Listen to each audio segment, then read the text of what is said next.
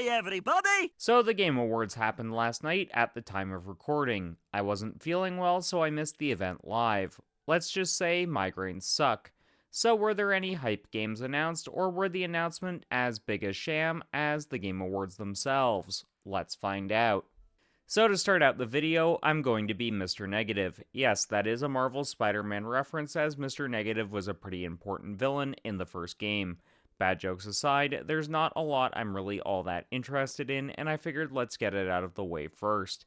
However, if you want to know the games I am excited for, skip to the timestamp on screen now, or use the chapters below. So first up, let's talk about Overdose, abbreviated as OD. This is a project Hideo Kojima has been working on with Microsoft. If you know anything about Kojima, you'll know that he likes oddball narratives. I would say Overdose is looking like that type of experience turned up to 11, and is more than likely going to be a horror experience given the tone of the reveal trailer. The way it was revealed, though, almost feels like it's a tech demo akin to the one Quantic Dream revealed before they decided to make Heavy Rain a game. The graphics of this game felt unsettlingly realistic to me. That isn't necessarily a bad thing, as I do enjoy hyper-realistic looking games from time to time despite much preferring more stylized ones. However, I'm not all that excited for this one, given I've just never been able to get into Kojima games. I was never exposed to Metal Gear at a young age, so I have no affinity for that series. Also, I will try Death Stranding eventually, as I do have it, though I imagine I'll get frustrated with it at some point in time. So since I just don't have the affinity for the man despite knowing he's clearly one of the most influential and important game developers of all time, I'm just not that drawn to Overdose, though this might change as we see more footage for it. If it winds up being something I'm interested in, I'll just wait for the PC port or use Xbox Game Pass for PC if I find the offerings compelling enough to try it out and other games at the time. Overall, this one's a miss for me, but if you are excited for Overdose, let me know in the comments section. Another title I have no real interest in is the free DLC for God of War Ragnarok. It's going under God of War Ragnarok Valhalla. I'll be honest, this mostly comes down to me just not being a big fan of the combat direction of the God of War reboot. I preferred the more high-energy combat of the older games. That's not to say I won't give Ragnarok a go. I will someday when I'm in the mood for this type of experience. I also think it's kind of cool Valhalla will feature roguelite elements, as I do enjoy games like Hades, so that could be fun for a few hours. It's also free, so it's not like one can really complain about it. The DLC will be available as of next week, so PlayStation fans who have Ragnarok will have something fun to poke around with. I'm also not into the finals either, but that's not surprising given I hate the majority of first-person shooters. To me, they have to have some kind of unique selling point, and from what we got from this trailer, it looks like it's trying to capitalize on the popularity of the Battle Royale craze of recent years. I'm sure it'll be solid mechanically, and it is available right now on PC, but again, I'm not the core demographic for this game. Even if a bunch of my friends got this game, I would probably not play it, since I prefer single-player narrative titles, plus I prefer fighting games for multiplayer stuff. Hello Games, the developer of No Man's Sky, revealed their new project as well, but I can't say I'm interested in this just because No Man's Sky disappointed me so much, and it's easily one of the worst games I've ever had the misfortune of playing. Now I know the game has had a ton of updates and brought it closer to what was promised, but the game just isn't for me, and that soured me towards the studio. They always make highly ambitious projects that wind up under-delivering, so yeah, not my thing. So what else am I not interested in? Lost Records, Bloom and Rage holds no interest for me because I just don't find the characters of any of the Don't Nod games likable, and the subject matter is so soap opera-like and over the top that I find it hard to connect with the story. If I wanted to watch something akin to a soap opera, I'd watch Coronation Street with my mum. I'm also not too invested in Big Walk from the developers of Untitled Goose Game. Basically, it seems like a walking sim meets a puzzle game. I like puzzle games, so I might have some mild interest in it. I get it, weird little experiences like this need to exist. I just don't think it's for me. If it winds up free on PS Plus at some point, I'd play it though.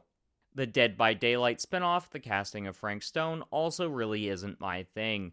I just find it difficult to find any attachment to the Dead by Daylight franchise. I have friends who play it, and I play it with them sometimes, but it's not really a franchise I'm that crazy about. This isn't one I can hate on though, since it clearly has an audience and they're being served even more niche spin offs to get their fix, so good for them. I have to dunk on this next one, and dunk on it hard. Think of the most disrespectful dunks in NBA history, and that's how I feel towards this remake. Oakley rejected by Grant. Myers for Pippen. Oh, a faithful Scottie Pippen in the face of Patrick Ewing, who did not appreciate it.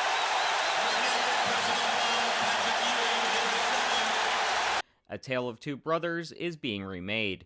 It was a game from 2013, so it's not exactly so old it requires a remake. Seriously, there are games from the Dreamcast era more deserving of remakes.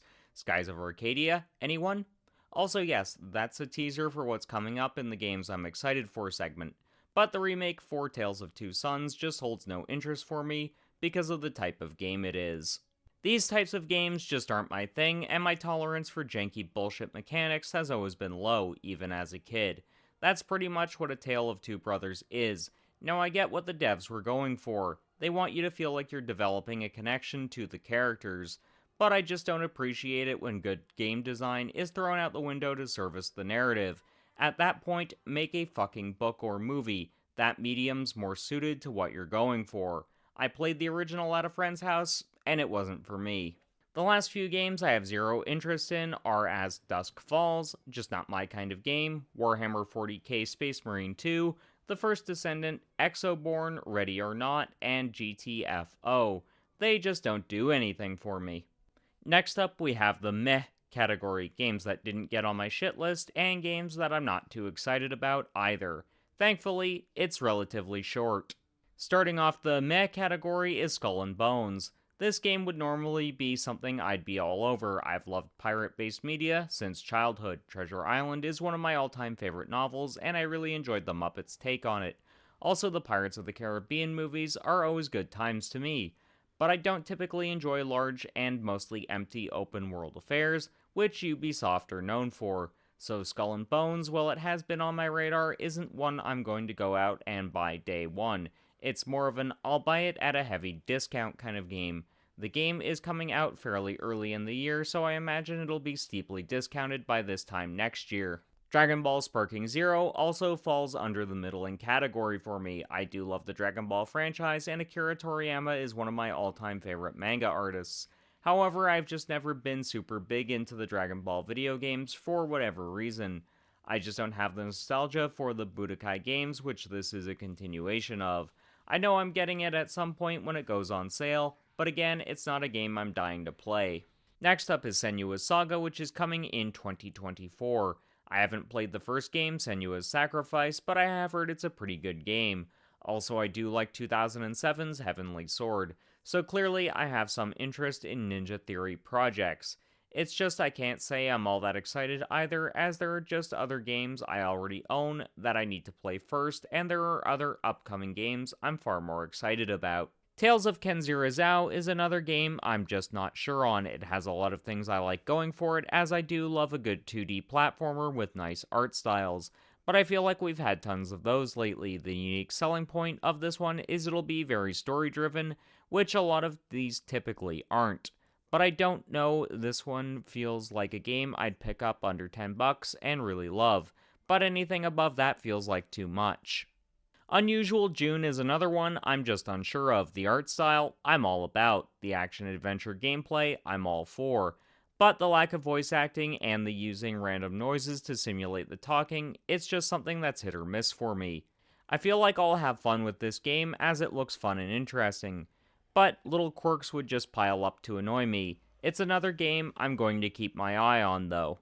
Goo World 2, I'm just not sure what I think about it, given I can either really love physics-based puzzle games or loathe them. I know the first game has its fans, so again, another game I'll keep my eye on, but not one I'm going to go out of my way for either. Arknight's Enfield is another game I can't quite determine if I love or hate.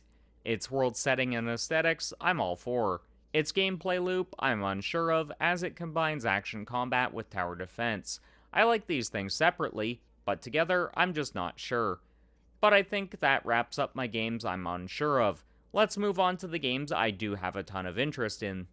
So kicking off things for the games I'm excited for section of the video is Monster Hunter Wilds. It's slated for a 2025 release and is going to be one of the first games running the Rex engine, so my prediction video wasn't a total pig. Tell me when I'm telling lies! I've actually always had a mild interest in the Monster Hunter games, and haven't gotten into them yet for whatever reason.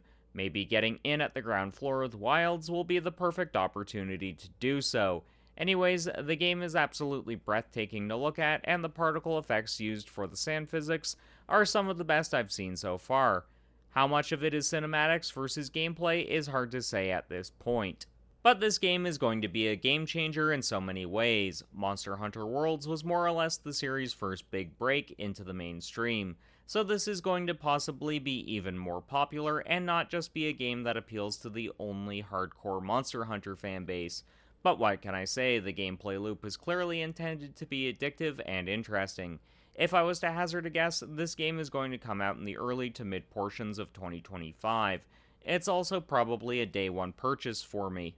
So Marvel's Blade is one I'm definitely going to be following. I might be a bit burnt out of the superhero genre when it comes to movies, because Marvel have oversaturated the market, but I'm still really into comics and superhero video games. It seems like Marvel really are trying to create a Marvel gaming universe though with all of the releases we've seen in recent years. Blade is just the latest. The game also apparently just entered early development, so this one is going to be a long ways away. Something I really hate when it comes to games. Announce them when they're near to release, please. Anyways, it's so early in development we don't know what platforms it's coming out on. Given Arcane are part of Bethesda, which is now owned by Microsoft, I don't think we're going to see this game outside of Xbox and PC. I honestly wouldn't be surprised if this one winds up being the swan song for the Xbox Series consoles, or even a launch window game for the next-gen Xbox system. This game is going to be a system seller, akin to what the Insomniac Marvel games are.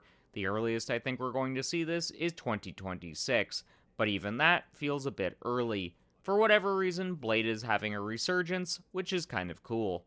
This trailer had kind of been teased via social media posts. Sega had sent out cards to some content creators, leading many to speculate it would be Virtua Fighter 6 as the font used is the Virtua Fighter one. During this trailer, Sega announced reboots to 5 of its legacy properties. We also saw some of what I assume is going to be alpha or beta gameplay footage of these projects. They ranged from a remake of Jet Set Radio, a series I'd always wanted to try out but never got the opportunity to, Shinobi, a game series I have no experience with whatsoever, Golden Axe, which I have checked out a bit of via the PS3 Sega Genesis collection, and Crazy Taxi, which I used to play on my Windows XP. I'm old, Gandalf. I know I don't look it, but I'm beginning to feel it in my heart. I feel thin, sort of stretched, like butter scraped over too much bread. There was also and more added after Crazy Taxi, which tells me Sega have a lot in the works. It wouldn't shock me if we see some of these games at future Nintendo Directs, Xbox showcases, or even PlayStation States of Play. I also imagine the and more part will be revealed at Summer Games Fest. There's hope yet there will be a new Virtua Fighter, which I think is a given thanks to the revival of fighting games in recent times. All I can say though is I'm crazy excited for the new Crazy Taxi title, because what Sega did show in the trailer looks chaotic and fun. We need more games that harken back to the 80s and 90s. Rise of the Ronin is a game myself and a ton of others have been crazy excited about in recent years. With good reason. The game looks amazing, and Ghost of Tsushima proves there's a market out there for samurai adventures. The game will release on March 22nd, meaning 2024's front-loaded for sure. It's also probably going to be backloaded too. Seriously, tell me how we've been eating so well the last few years with gaming. It's like from 2018 until now we've been eating better than we were in the late 90s and early 2000s. People who say we've got no games clearly aren't paying attention. Anyways, this project is from Team Ninja, the makers of Ninja Gaiden and Dead or Alive.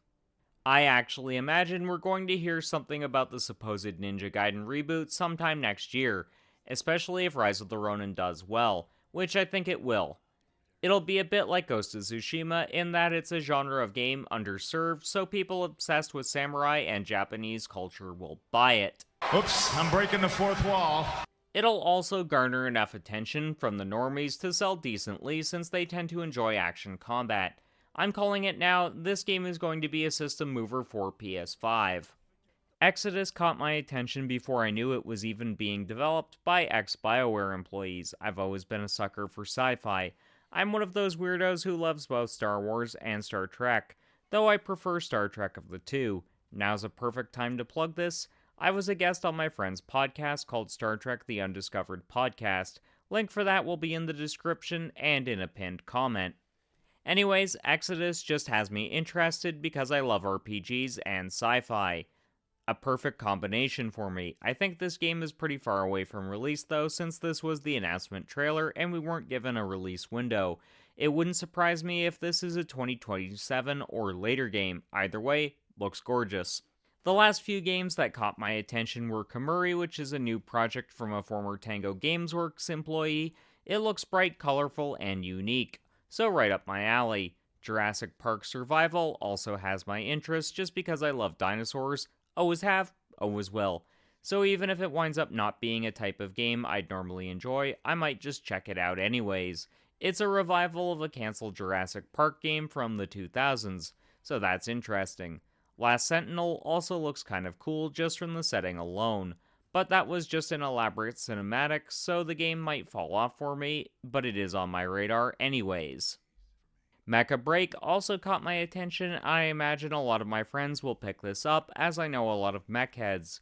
The game didn't really give an idea if you can customize your mech or not, but the multiplayer action we did see looks super intense and interesting. We also need more accessible mech games, so if this winds up being that, that'll be great. The Last Berserker caught my attention too, just for being super visually striking, and I think I recognize some of the voice actors that I happen to like, so that's kind of cool. It's a very flashy action game, which I do enjoy from time to time. I'm actually surprised this one was even shown off, given it seems more like a game that'd appeal to weebs like me. Windblown also looks kind of cool thanks to the anime aesthetic and the fact it's a fast-paced roguelite, basically scratching an itch that titles like Hades occupy. Definitely interested. I'm also intrigued by Stormgate since I like RTS titles, and this will scratch an itch I've been unable to satisfy since my late teens. There is one last game I want to discuss though, that being Visions of Mana. I've never played any of the Mana games before, but a few of my community members adore these games, and one in particular hypes them up like I do anything Nihon Falcom, so I'm going to stream those games just for her at some point. If you like my content, hit the subscribe button. Also, please go and subscribe to As of the Ace. She is the one that got me interested in the Mana games. But I'm super excited for this game. It looks like a 3D anime movie, which is great in my books. Also, the combat just looks insanely fluid and fun. Also, the world seems like there's going to be a lot to explore and interact with. All things I feel should be standard for this type of RPG. I also really like the music used in the trailer, and I could see myself actually watching said trailer multiple times just to hear the song. No release date was given for this game, but I wouldn't be surprised if this winds up being a late 2024 to mid-2025 title. So those were just the games that disappointed me, were rather mid, or actually caught my attention. There were other games revealed, but I just didn't feel like talking about them. What games caught your attention for good or ill though? Let me know in the comments section and hit the like button as well. Thanks go out to my channel members R. Campbell and Danny Boy. Thank you for the support. If you'd like to become a channel member, you can do so by hitting the join button or clicking the link below. If you do join, you'll gain exclusive perks like early access to videos, an exclusive role in my Discord server, and a shout out in the end credits, among some other perks. If I reach 26 channel members, I'll buy a Hori Fighting Commander Octa and review it. Anyways, 2 of my previous videos will be popping up on screen now. One is my video on why the Game Awards are a sham, and the other is whatever video YouTube thinks you'll like. Check them out, and until next time, keep blazing that trail.